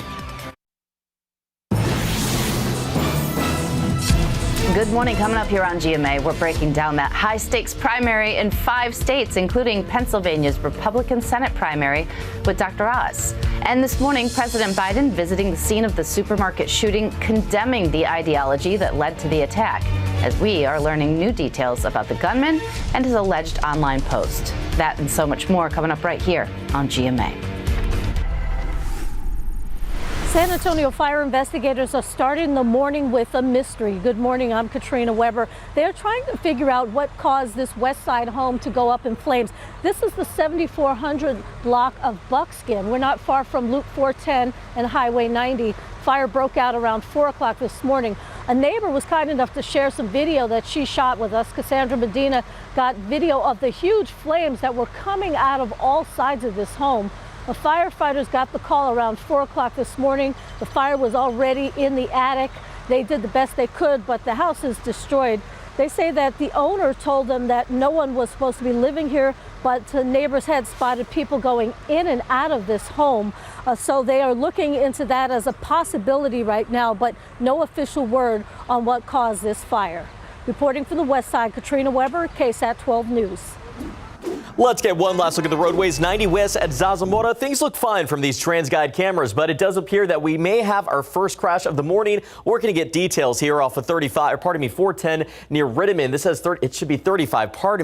We'll get a look at the location and find out how it's impacting traffic. But elsewhere, we are seeing the usual slowdowns along State Highway 151 and US 90. Justin.